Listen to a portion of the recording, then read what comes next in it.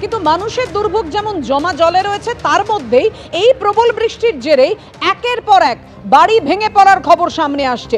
মুচিপাড়া থেকে রয়েছেন আমাদের প্রতিনিধি আবির দত্ত। আবির, কিছুক্ষণ আগেই তুমি যে ছবিটা তুলে ধরছিলে এবং যে আশঙ্কার জায়গাটা জানাচ্ছিলে যে ভেতরে কেউ আটকে পড়ে রয়েছে কিনা, সেটা কি এখন অবধি নিশ্চিত করা গেছে?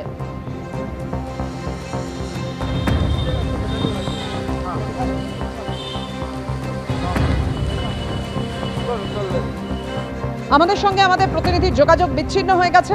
আপনাদের জানিয়ে রাখবো, দেখুন একের পর এক ঘটনা ঘটছে, যেমন নারকেলডাঙ্গা এবং তারপর জানবাজার, এবার মুচিপাড়া ফের ভেঙে পড়ল বাড়ি। মুচিপাড়ার ৮ নম্বর রাজকুমার বসু লেনে যেভাবে বাড়ি ভেঙে পড়েছে তাতে ৩ জন আহত হওয়ার খবর পাওয়া যাচ্ছে।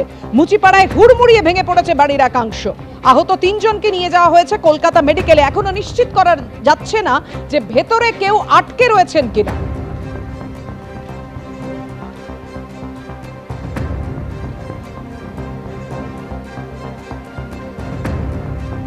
মুচিপাড়ার ছবি আপনারা দেখছেন। জানবাজারে ঠিক কি পরিস্থিতি হয়েছিল বাড়ি ভেঙে পড়ে, সেই ছবি তুলে ধরেছেন আমাদের প্রতিনিধি আবির দত্ত।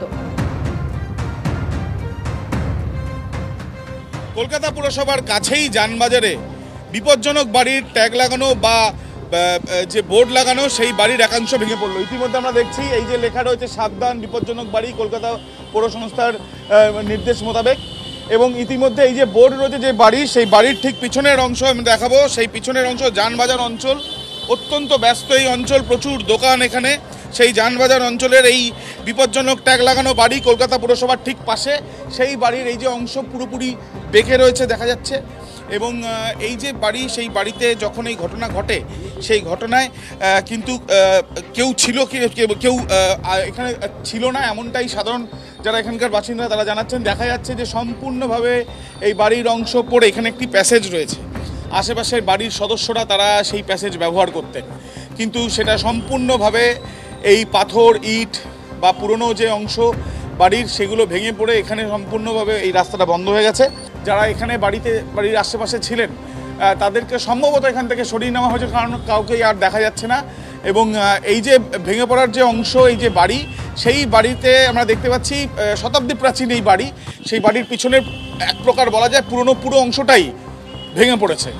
এবং এই পরিপ্রেক্ষিতে এখনো পর্যন্ত যারা এখানকার স্থানীয় বাসিন্দারা তারাও কিন্তু এই ঘটনার পর ঠিক চাঞ্চল্যের পরিস্থিতি তৈরি হয়েছে।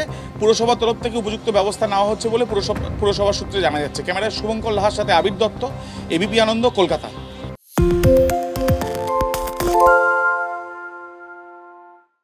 আরে চাটা দে ভাই, আমার একটা চা দেন। কি হলো আমারটা? বাংলা পক্ষপাত চায় না, বাংলা খবর চায়। বাংলা খবর, বাংলার খবর।